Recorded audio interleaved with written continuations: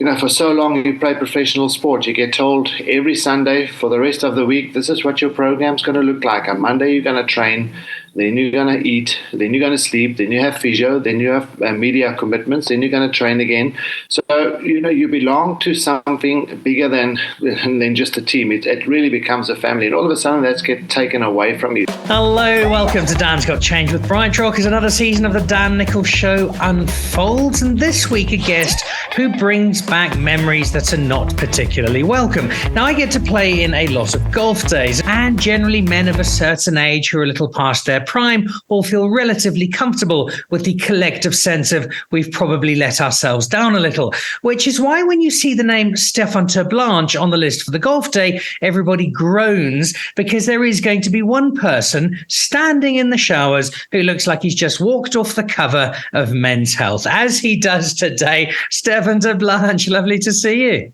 Thank you very much for that kind introduction, Dan. I will be very mindful next time I play in a golf day where you are present to shower at home afterwards. You do get in the occasional golf day, but that is in between doing an awful lot of working out. And there seem to be two kinds of rugby players.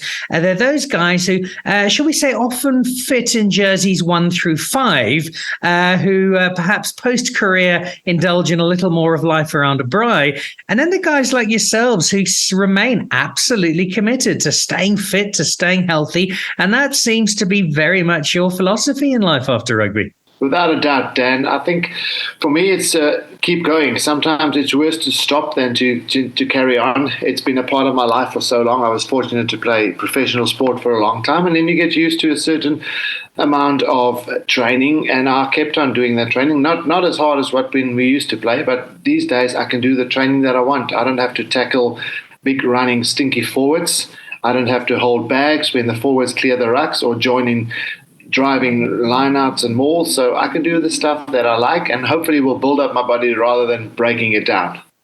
Which is great from a physical health perspective. I suspect it's also pretty good from a mental health perspective, because a regular conversation with athletes when their careers come to an end is filling that space. And for many years, it's kind of been the bulk of that space. How important is this kind of lifestyle to you to making sure that life post-rugby remains on track?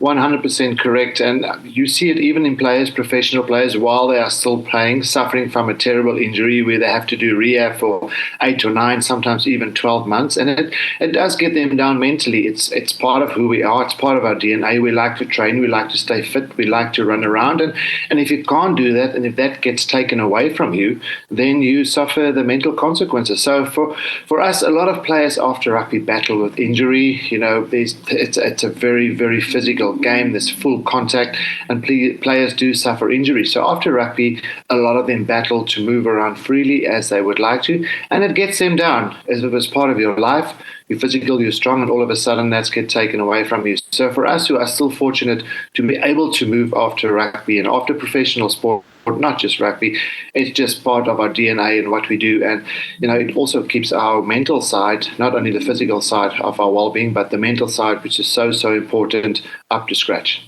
And it's a space you'll be well aware of in your fellow former players, because for a large chunk of life after rugby, through the SA Rugby Legends, which is such an extraordinary organisation, which Gavin Verigis has driven for many years now, you've worked with a lot of your fellow players to, I think, not just change lives through rugby with younger people, but also probably have a big impact on each other by staying together as teammates doing good together. For so long you play professional sport, you get told every Sunday for the rest of the week, this is what your program's going to look like. On Monday, you're going to train, then you're going to eat, then you're going to sleep, then you have physio, then you have media commitments, then you're going to train again. So, you belong to something bigger than just a team. It really becomes a family, and all of a sudden that's get taken away from you. So through the SA Rugby Legends, we still give those, and I say we because I've been part of the association for a long time, not full-time anymore, but, we do what we can, and we're always involved. We give ex-players an opportunity to still belong to a team, the SA Rugby Legends team. And people always ask, how can you call yourself legends? It's not about what you did on the field. That's long gone. spectators, the crowd, the fans, the rugby fanatics out there, they can lend you the name legend on the field. But these guys are really legends for giving their time back to the sport they so dearly love. That's given them so much, and not only for young up-and-coming players, but also for the former players, maybe perhaps who's not in a happy space and still wants to belong to that team. It's a wonderful organisation, and you did terrific work, continue to do terrific work in supporting it. And you draw from your own rich rugby history, which is quite varied. And you were, I think, one of the groundbreakers in terms of South African rugby players who left South Africa and swapped the cultural heritage of Swellendam for experiencing life in places like Wales and Northern Ireland, but then came back to South Africa, and I think came back with a new set of skills, a greater appreciation for life. The Stefan Terblanche I saw before and after Europe, different people and very positive change, both on and off the field, was my perception. Is that a fair one? You are correct. And I mean, Percy Montgomery was another prime example. Left here, sort of not playing the rugby that he wanted for his talents, came back and reached over 100 caps for South Africa.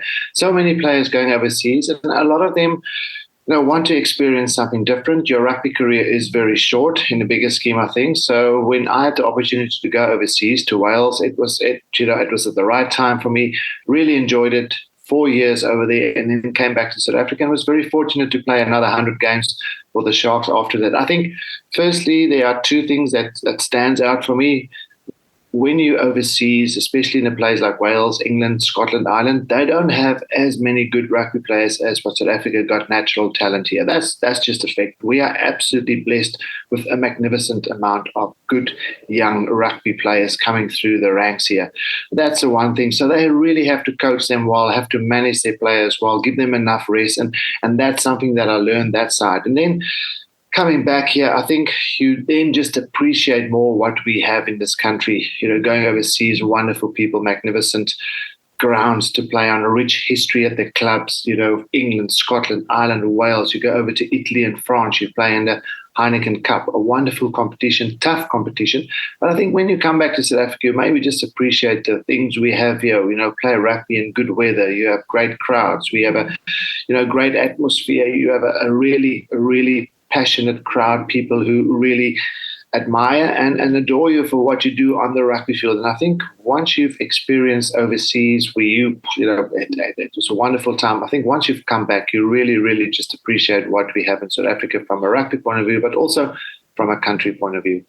I love that assessment and how it's clearly shaped your perspective as a person. Something else that I think has shaped your perspective is a role that you and I share, which is not regular gym attendee, but instead the role of father.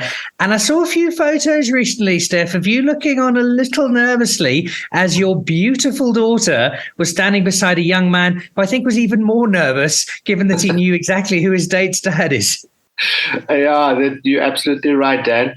With a 17-year-old daughter going into matric next year, I mean, I don't know who's more nervous, the dad, which is of course which is me, or so my wife tells me, or the boyfriend's coming to visit. But I think having a daughter and then two boys, sort of with the boys, you just get on with it. But daddy's girl is daddy's girl, so it was great to see Tia grown up. She's going to matric next year. Can you believe it? We're getting older. But it's, bringing our kids back to South Africa, bringing our kids up in South Africa, that's really something that's important to me and Jackie. And hopefully we can remain here for many more years to come.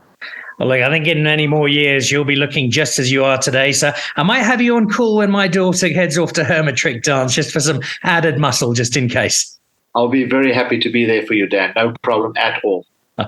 Steph, thank you so much. It's always a pleasure spending time with you. You've been a great friend of the Dan Nicholl Show, for which we're most appreciative. And you also continue to be a great role model. I can't promise to match it, but I'll do my best to get there. Thank you very much, Dan.